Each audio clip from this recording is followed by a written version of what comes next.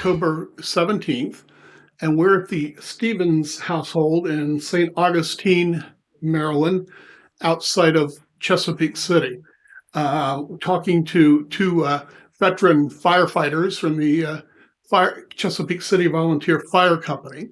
We will start off with Ray Stevens. Ray, would you introduce yourself to the camera and tell us when you joined the fire company and some of the things you did? My name is Ray Stevens, Senior. I have been with the Chesapeake City Volunteer Fire Company since 1959. I've served as chief, deputy chief, past chief, assistant chief, currently holding the position of safety officer. And I say I've been a member since 1959 and still active with the company as of right now. Ray, what caused you to join the fire company in 1959? Well, I had just graduated from high school and I had been interested in it for some time. I used to be able to sit at our elementary school in Chesapeake City and watch the fire trucks come over the bridge.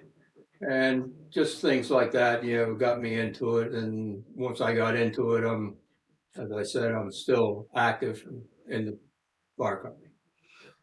What did you think when you joined in '59? What was training like? Who was the fire chief? What kind of things were you doing? When I joined, Jimmy Long was the fire chief in Chesapeake City. And training since then has been much upgraded. I know when I joined, we didn't really have the formal MIFRE fire training that they do today. You kind of got pretty much the training on your own. But then in the time went by, I was able to go to MIFRE and train around the county and Delaware State Fire School and things like that. That's where I got my training. Okay. Um, Now, so over the years, it sounds like you moved through the ranks. Yes, What was your top positions? chief, How long did you serve as chief? 5 years. When was that? And tell us a little bit about it. Uh, it was in the 70s. I was chief, and I followed. I guess I followed Bobby White Oak. He was the chief, and then the chief, he would appoint all of his officers, and that's what I did. And now, of course, now we have the real formal elections and all such, as we did back then. We had elections back then also, and that's how I started the ranks. And then as the years went by, I, went kind of like kidding, went down in the ranks, and now I'm very satisfied with the job I have now in the fire department. Mhm. And dealing with younger people, that I like that. Mhm. Uh, So how many years do you have in the service entirely? 59 you joined, right? 61. I'm almost working on 61 years. So in 61 years, there's been a lot of change. Oh, Tell us about it. definitely. Yeah, I know the changes are coming and going every day. Like I said, the training is much more updated now. As the younger boys will attest to it.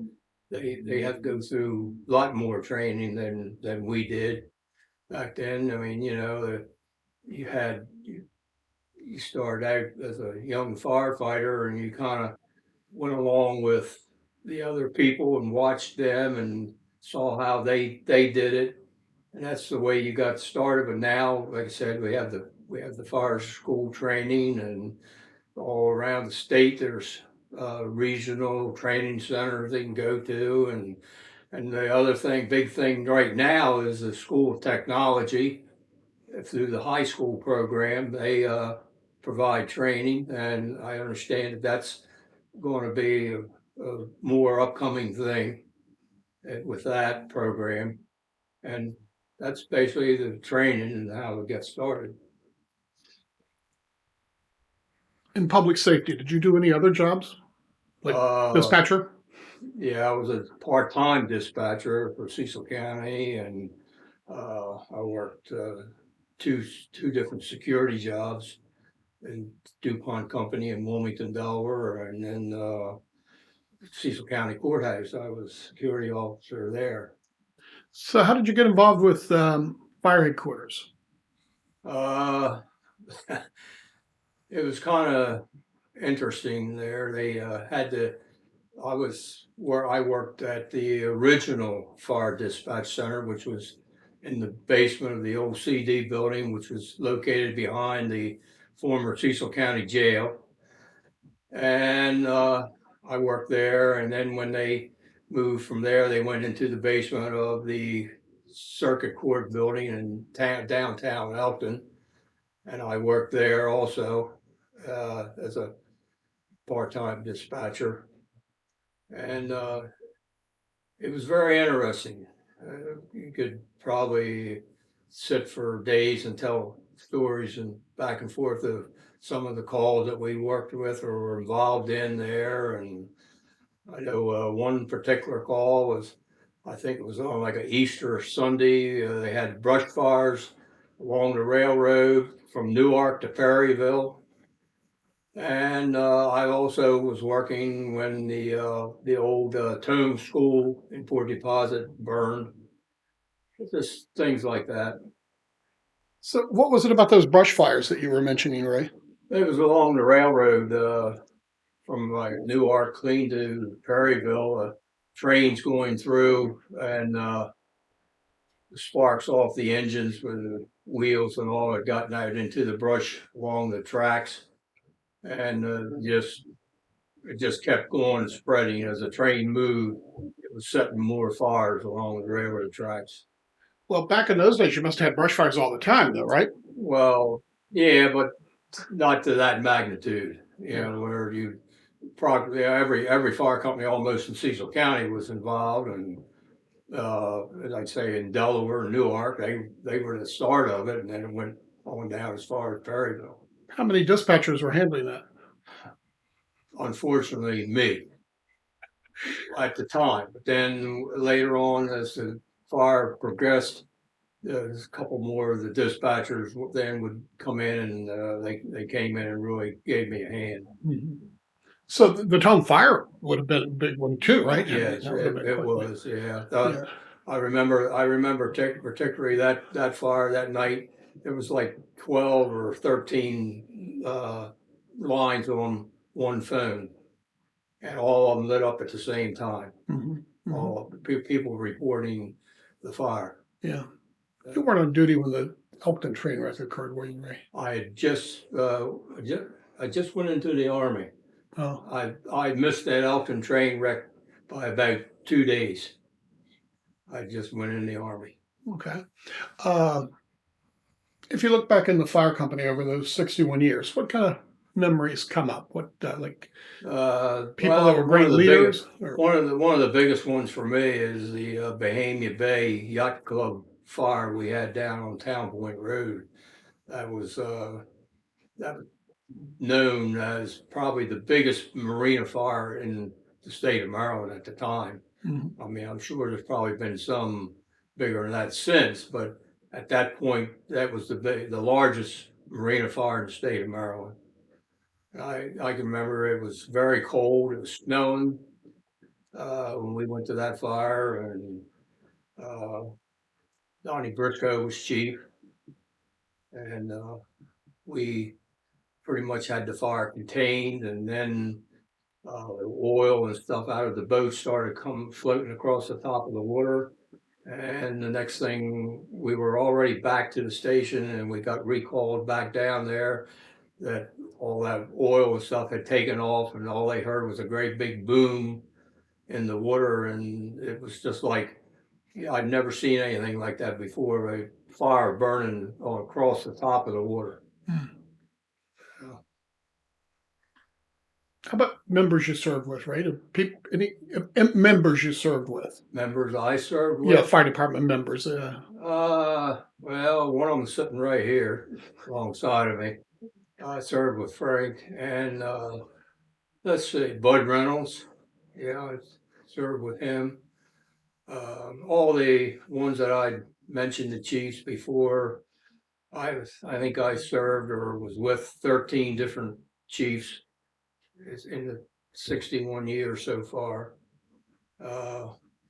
There's so many of them, I just can't really recall everything about everybody. Yeah. Were you active in county or state firemen's association organizations? After a few years, I was, and I'm still on the Maryland State Firemen Association Safety Committee, county, the safety committee for the county, I don't know, several others I've been involved with. As a teenager, when you joined in '59, could you imagine doing this for 61 years? Yes and no. Too far ahead, maybe. Yeah, back in high school, I was very involved with sports. Yeah. And when me and my wife got married, that changed things a little bit. I remember I got drafted into the military, and at 2 years that I couldn't be involved, with the fire department until I got out and got back home. And my wife and I, we've had some real experiences with the fire department since then. So we were talking about those 61 years. Were you a member, Ray, when Chesapeake City had that fatal fire in Galena? Is that before you guys, Frank? No. So it's a good bit before you guys. It wasn't. Yeah. I wasn't sure. Okay, so did you operate an ambulance when you joined the fire company, Ray? Did I? Chesapeake City. Yeah, I was an ambulance, just one of the ambulance drivers. I was never in it. Well, yes, I was. I'll put it that way. I was ambulance chief one or 2 years, I think. Oh, you were? Yeah. And did they have an ambulance when you joined? No. So that came afterwards. That came quite a while after. Oh. Do you remember when? No, I don't know. Yeah. I think it was 62. 62. I'll ask you that one then, Frank. Was there much of a discussion about? We'll hold that one for the joint discussion. So, Ray, what else since we're doing this recording here? Is there anything else you'd like for us to comment? You'd like to comment on or record? I don't think so. I think I've pretty much told you. Louise, is there anything else we should ask or have him say? Well, you could say that you had two sons, and they've been very active, and you have a grandson now that's just can't wait. Let's do that. Let's if you want to order. I mean, yeah, let's do that. Personable. Yeah, no. Let's go. So, how about family members, right? Your children have an interest, or can you tell us a little bit about that? Yeah, I had two sons that were members and actually still are. My son Ray Jr. is now a paid fire ambulance person in the Northeast Volunteer Fire Company. And my other son David, he was very active at the time, and he was a fire policeman, and he drove the ambulance quite a bit. And then, of course, he now lives in Rising Sun, and his son, my grandson, he's very active in it right now, even though he's not yet a member. He'll be a member this coming March. Very active. He can't wait to get in the truck with me and go and do the things that, other firemen do. Now, you said you were the safety officer. Now, what does that job involve? Safety officer? Safety officer is more or less, to me, is being able to, you're kind of like a watchdog. Mm-hmm. You have to watch your members, act the way they're operating, especially out on a highway. That's one of the most dangerous places it can be. We also have to kind of keep an eye on the public. people get excited, and you never know what situation you're gonna run into with the general public. But for the most part, I can't really say I've had a whole lot of experiences with unruly people, or which you're gonna have that from time to time, but Mhm. not nothing out of the way. Mhm. Well, is there anything else you'd like to add for the interview? I'm good. Anybody Short else? and sweet. I told you all I know. It is now 10 minutes of 3 on October 17th, and we will conclude this interview. And we're going to go over to Frank Lum in just a minute. It is 10 minutes of 3 on Sunday, October 17th, 2021. We're at the Stevens home in St. Augustine outside of Chesapeake City, interviewing two veteran Chesapeake City Volunteer Fire Company firefighters. Frank, would you introduce yourself to the camera? Good afternoon. My name is Franklin Lum.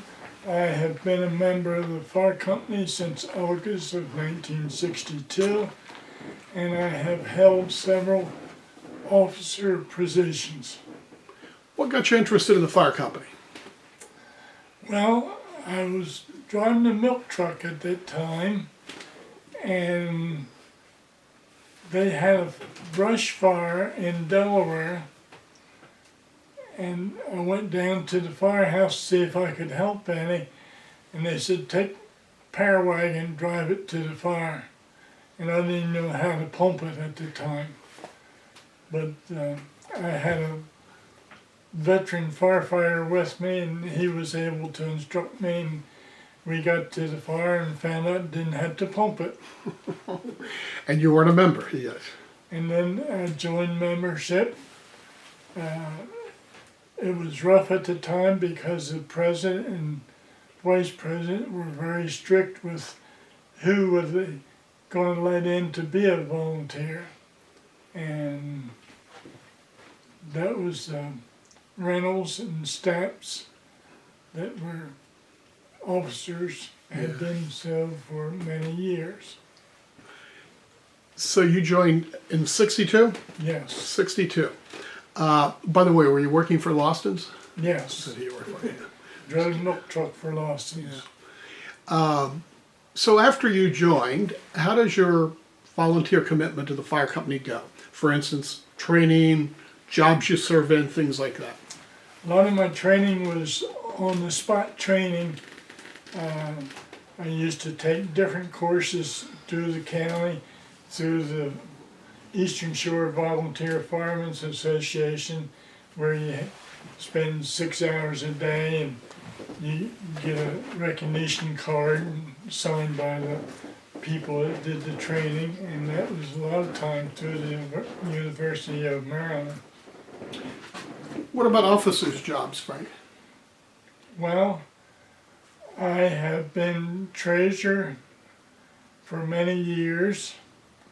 I don't know exactly, but it seemed like 10 or 12 years at least. And I was very strict on paying the bills and making sure we had money to pay the bills.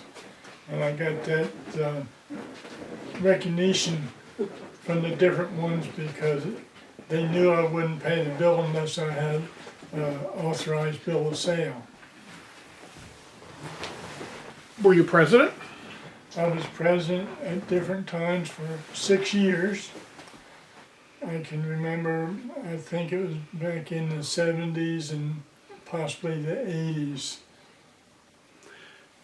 Frank, are you surprised about the changes that have occurred over these decades? What do you think as you look back on it?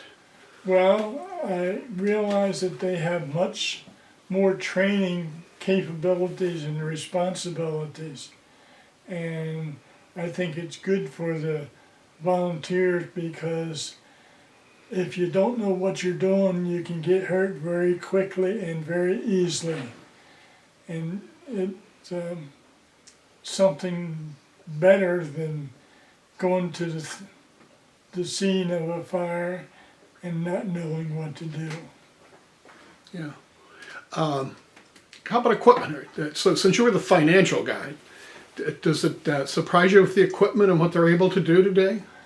It is very surprising because at the time I remember joining, we had coats and hip boots and a hat.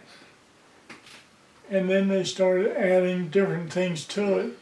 And of course, most of the time I drove a truck, so I never wore boots, but I always had a hat and coat. And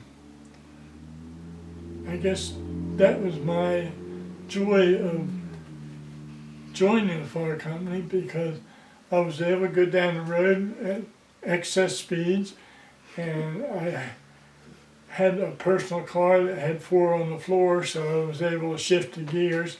Now everything's automatic, and you put in gear and take off.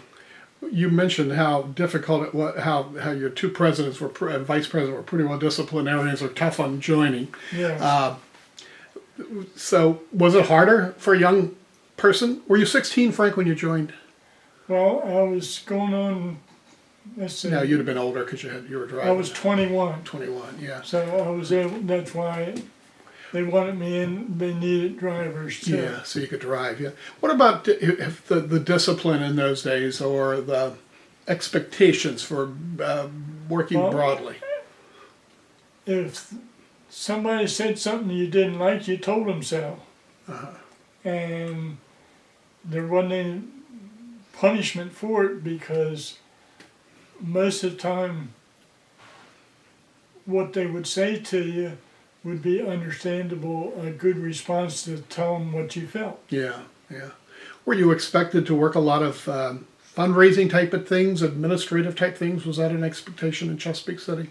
Well, when I was president, I used to have a system where you would have a request for something to buy, and then it would be approved, and then they would go out and get it. No credit cards in those days. Everything was cash on the barrel or payable monthly. You mentioned treasure, finances a couple times. What was your professional work, your career? I was a branch manager at a bank for 32 years And you retired from the and bank? retired from that. Yeah. So you had an orientation toward finance and financial And I controls. used to do personal income taxes, so I was very much involved in Yeah, handling funds and stuff. yeah. Did you ever think you'd see a fire company with, what do you guys have, 2 stations? 2 stations?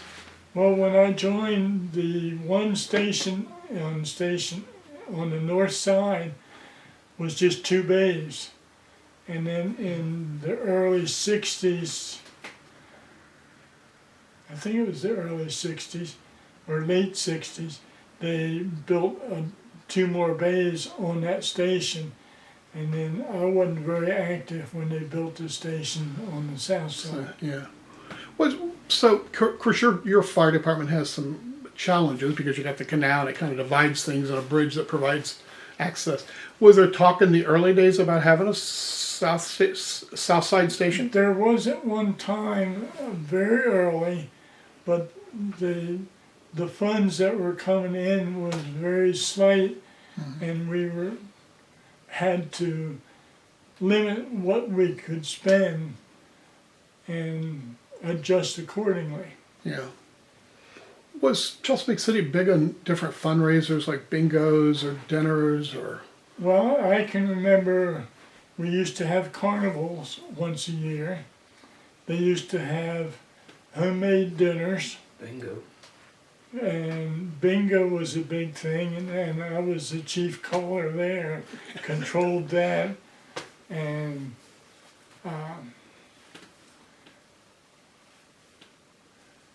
let's see, we would sometimes have a tag day where we would stop people along the road and collect money from them. That was, I guess, the biggest things we had. That was about it, huh? Yeah. When did I don't know if it's in your time, Frank, or not, the county appropriation. When did that become like it is today, where you get a percentage based on tax? Was that in your time? It was about my time because I remember being treasurer. You would get that county check after July 31st. You must have said, "Phew, thank goodness for that." Yeah. That was a big deal for the fire service, though, It right? was a very big deal. Yeah, And yeah. then one other thing that the county rescued the volunteers was in ambulance calls. The ambulances were so busy, and of course you had volunteers. Now I can remember I took an EMT training with a state trooper and became an EMT in '76, and at that time I believe that was the best training you could get. Yeah. Was Where did you take that training, Frank, your EMT training? Well, it must have been '75 and '76. Yeah, where did you take it? I believe I took it at Singerly. You know, that's why I was looking at Matt, because Yeah. we've talked about that. I think we were all in that class together. Yeah. So, no, let's do this again. So, you mentioned you took EMT training. How important was that in the time in comparison to what you'd done before? Well, at one time I was the ambulance chief, and of course that was very helpful in that. And I had a reputation, maybe I shouldn't say this, but I think my first 10 ambulance calls, 8 of the people passed on the way there, or Yeah. just before or just after. And I was working part-time at Crawford's Texaco station, and he had a call, and he called in for the ambulance. He said, "Don't let Frank Lum drive." So, Yeah, it was for him. yeah. Yeah, I can see why that would be. But Frank, that EMT was a significant step forward in training, It right? was big training, and it has been very helpful throughout my life. What was the training like before that came along? Did you have any? First or? aid, First aid was it. Yeah. pretty much. Yeah, yeah. All right, so I think what we'll do now, Frank, I'm going to ask you if there's anything else you'd like to add, but I'd like to do a group discussion now if we can, okay? Was there anything else you'd want to say in your part of the interview? I guess not now. Okay, we're going to come back. We'll take a short break here for me to reposition the camera, and then we're going to, I'm going to just make it wider, and then we're going to, yeah, good. So we've come back on the tape now. And I'd like to see the two of you talk about your experience together. So as we went off, Frank, you were talking about driving the ambulance, and literally you were just driving. I mean, there was like no training.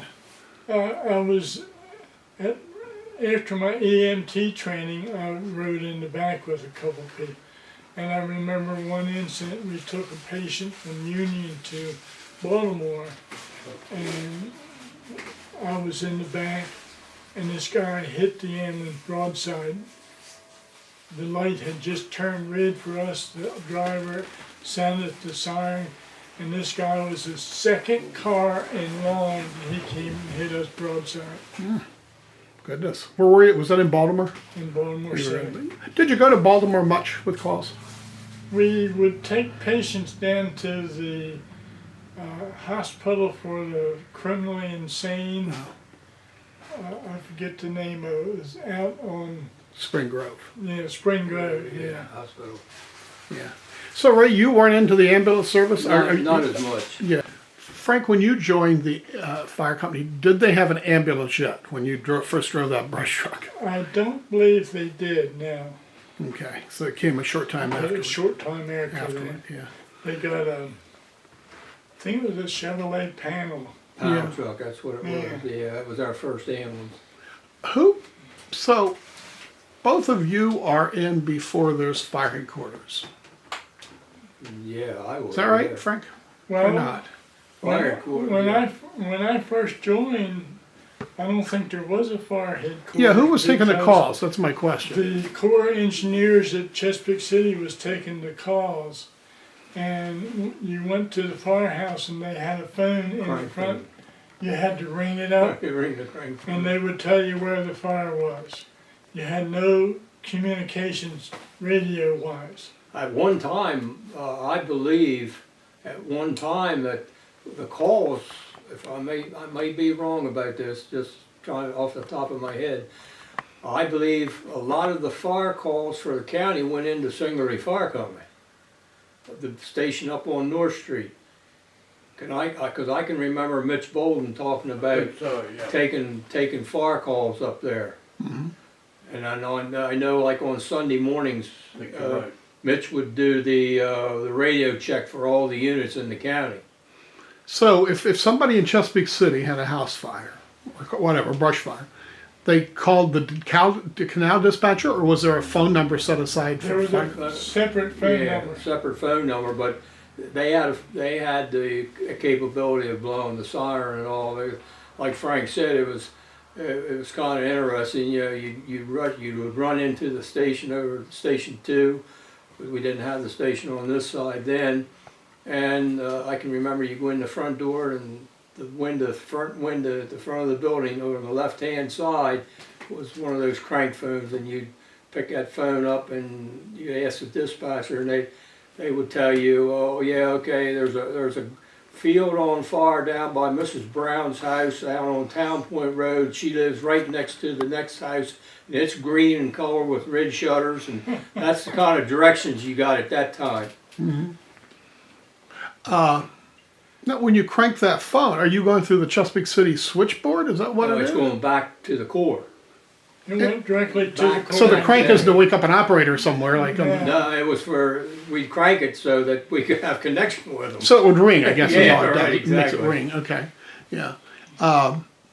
Did you have a dial telephone in Chesapeake City at that point? I guess we did. We had the old-fashioned phone where you would have a party line. Yeah.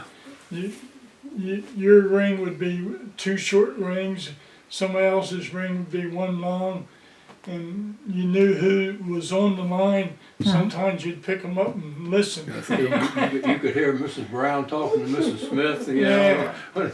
Yeah. You didn't do that, did you, Ray? No. But at least you all had because there was a dispatcher there all the time, right? So Yeah, it was like right, having 24 hours, something like yeah. having a Yeah. professional dispatcher. They controlled the canal traffic. Yeah, where Charlestown, wouldn't have had that, or some little place, or I guess Mr. Shaney took it. I think is what I always heard in Cecilton, Could've something been. like that. That's an interesting story. All right, so Frank, you mentioned the carnivals. Did Chesapeake City? You guys must have had a really strong carnival, right? Considering Bud We Reynolds. did. His carnival. Yeah, tell us about that. Tell us about him and his carnivals. Bud's Whatever. carnival. Bud always made the arrangements for our carnival to be the first one on his schedule every year, since he didn't have to drag his equipment all over the country and then bring it back to Chesapeake. So we were lucky, I guess, in that part of it that we. Usually early May, Yeah. or late May, but it seemed like it was always in May. Well, it's probably good for business too, right? Because people are Yeah. anxious to get out. Spring's coming on. Warm Yeah, weather's it arrived. was. Yeah, and he was a member of the fire company. Yes. He was a president at one time, and I don't know what he was. Actually, his father was a Yeah. lifetime member too. Yeah, yeah. I didn't realize his carnival went all over the country. I mean, he He went traveled. all I knew over, he yeah. had a good business. Yeah. But, yeah. He used to go to Philadelphia for the flower shows that they'd have. Frank, this is a little. How did he get into business? Did he? He started building his own equipment, Yeah. made a little train, and made a Right. Ferris wheel, and he built it right there in his backyard, so to speak. Uh-huh. That's before they widened the canal in '64. I guess it was. Yeah, yeah. So okay, and he was president of the company for a long Yeah. time too. So that gave you another advantage. Who are some of the longest serving members today that are still around? We got two of you, all right? Anybody else we can think of? Well, sir. Who was around, Frank, when you joined? Who was what? Around when you joined? Well, both the Reynoldses, Bud and his father, Jim Mackey. Jim Mackey, Gilbert Lovelace, Paul Stapp. Norman Hesse, Paul Stapp, Jimmy Long or Walter Long, Yeah. Bobby White Oak. When I joined, Reed Benson was in there. Trying to think who else was on the board then. Mackey was on the board. Bill Lufer. Bill Lufer Very was chief possible. engineer for years. He had his own towing service. Yeah, right there in town. Remember any big storms, Frank or Ray? Hurricanes, tornadoes, tropical snowstorms? I can recall one in particular. We had a snowstorm, and you could drive from Chesapeake City to Elkton on 213 and never see either side of the road. The snow would be up so high, it was just like you were riding through a tunnel. They had one-way tunnels with snow at least 12 feet high. Did the fire company have any rescues, or were just people got off the road in those days? Well, I remember one snowstorm where there was a woman that was apparently murdered because we never found her body, but we had a 22-inch snowstorm and we were down at Bohemia River searching all over the place. Yeah. And I remember that because I was an assistant chief, and I called into McDonald's and placed an order, and my cousin from Northeast, who was a chief or assistant chief, he said, and that's just for him. Yeah, that. John Hamilton.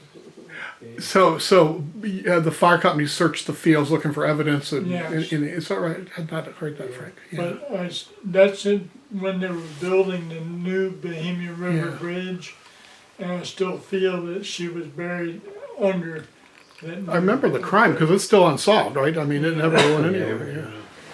Yeah. That was a snowstorm. Any other unique members you want to, remarkable, memorable members you want to talk about? I can remember when Cross Chevrolet burnt down in Middletown. We had, at that time, that was 896 and 71 combined. We had that road closed for several hours.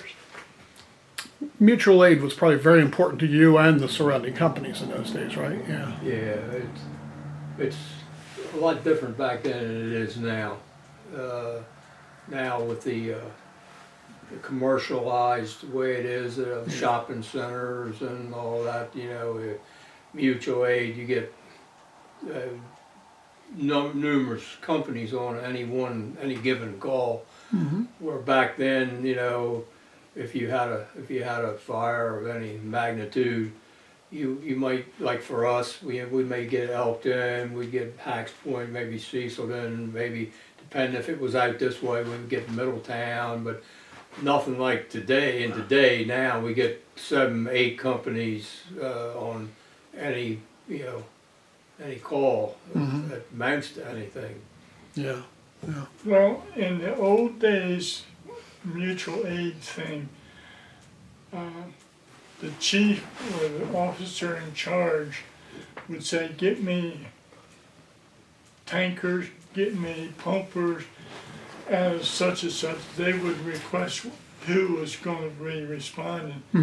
But later years, they started, the control center wanted it in writing on who to call for a first response, second response, and so forth and so on. So that system has changed, and of course, I believe for the better, because a lot of times it doesn't create any hard feelings between the volunteers. I mean, I can remember back at the beginning when I joined, no one ever heard tell of a box alarm.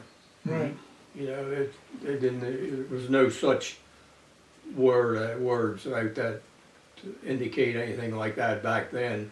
Like Frank said, it was, they'd have call, the chief or whoever would call in and they ask for, they need this or this and this, and then dispatch or whoever would send it, and that way. And then, of course, when it got more sophisticated, they come up with the box alarm. Each company has their own box alarms, and it spells it out pretty much what you're going to have. And That's an interesting point you bring up there, Ray. And we talked about radios a couple of times, but like, today the members are so in touch. How did you guys find out about an alarm? Did you have radios or pagers or? The whistle blew.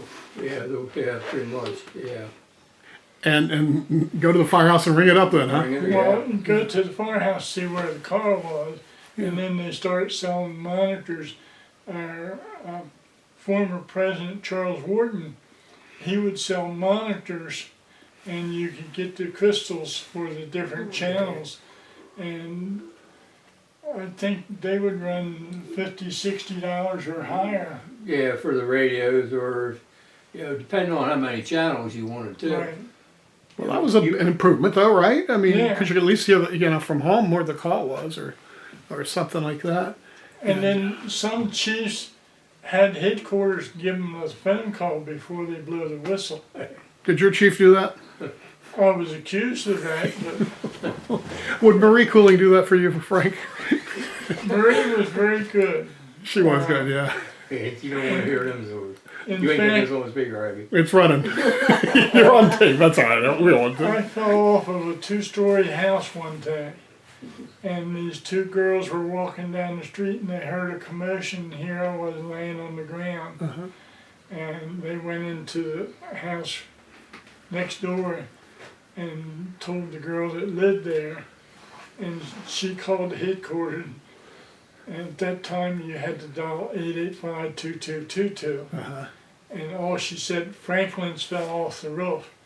And Marie was dispatcher. She knew exactly where it was and who it was. So that was very, very nice that way. I don't want to. What are you going to say, Ray? You're not on the camera. I mean, Yeah, camera's on you. if you can eliminate this. Oh, I think so. I can't. Go ahead. I can. We had back in earlier days, we had, like Frank said, we had Marie. She was from Chesapeake City. And we had another lady named Mrs. Rosemary Cully. Of course, she belonged to Elton. And if you went to Baker's Restaurant and you would make a right on Williams Road there at Baker's Restaurant, if Mrs. Cooling was dispatching, everything no matter on what side of the road it was, we got the call. If Mrs. Cully was working, and no matter what side of the road it was, Elton got the call. And the same way going to Locust Point, on both sides of the road. Yeah. Well, I don't think that should be deleted because it's Yeah, it's true. fun. Actually, it's a nice little story. It's a safe story. It's true. Yeah, that was the truth. Yeah. But I don't know who's going to see this video. Well, we never know who's going to see this. Ask Mac. Yeah. Don't get a laugh out of it. Yeah. But it does speak to the times and how they Yeah. were, and stuff. But they were memorable ladies, Rosemary and Maria. Yeah, they were. They very Old Mr. active. Old Mr. Ward, and Henry Betts. Those were different times, weren't they? They really were. Yeah, there was. So was Charlie Wharton the first to sell scanners or portable radios? Anybody around our area? Yeah. I didn't know anybody. Yeah, we would always go down by them. That's right. Yeah. I got my first one from. And he was also, what would you call He was a district court judge? magistrate, like, or something. Yeah. Right there in these little. Yeah, Elkton Police would always, if you wanted a warrant or somebody Yeah. post a bond or He would something. take a prisoner down there and he could post his Yeah. bond, or Magistrate, I guess. Now Charlie was president too at one point, don't I he remember? was that? several Yeah. years. Yeah, he was president at one Yeah. point. Yeah, he was. At one point. Yeah, he was. So, auxiliary? Did you have a fire company auxiliary? Always did, as far as I can remember. Yeah, they didn't really disband. They actually, 1 or 2 years there, they kind of like, kind of wasn't as up to date, where I put it that way. But they're right at this point right now. They're pretty active again. Yeah. Well, good. I can remember when the ladies used to have their suppers. That was a bad time for my mother and us because my mother made Maryland beaten biscuits. And the ladies auxiliary would pay her 2 cents a biscuit. And I know we've made probably 30, 40, maybe 50 dozen biscuits Popular, just huh? for each supper. Yeah, And they would sell them at the supper, plus have them for people to eat. yeah. Back to the ladies auxiliary, as far as I know, my grandmother was a charter member of that, of the auxiliary here in Chesapeake. Well, thank you for your time. It's now about 3:25. Is there anything else we should talk about or add to this? It's been an informative discussion. I don't know anything. Well, as far as mutual aid, I can remember hauling water to Middletown when something happened to their water system. We used to take tank load after tank load over and pump it into their Yeah. support. And it seemed like at least once a month we'd have a problem on the north side or the south side with our water system. And we'd lay a 2.5-inch hose across the bridge to supply one side with the other side's water. Was that drinkable water, Frank? They made it drinkable. Yeah, they treated it, huh? Yeah. And I think one of the back, you were speaking earlier, back of when we built the substation out here, I think one of the final points to getting that was like in bad weather, we would have trouble getting across the bridge. And and the same as Frank just said, if one side of the town or the other, something would happen to the water. I remember one time, I was chief at that time, we used every piece of hose we had in the whole complete fire department just to lay that hose across that, up the steps over from one side, across the bridge, down the steps on the other side to hook them up. So that's a lot of hose to stretch, huh? Yeah, to It was. stretch. And the town bought us 1,000 feet of hose one Yeah. time. All right. Anything else we can think of? Well, thank you very much. We're going to stop the tape at 3:27.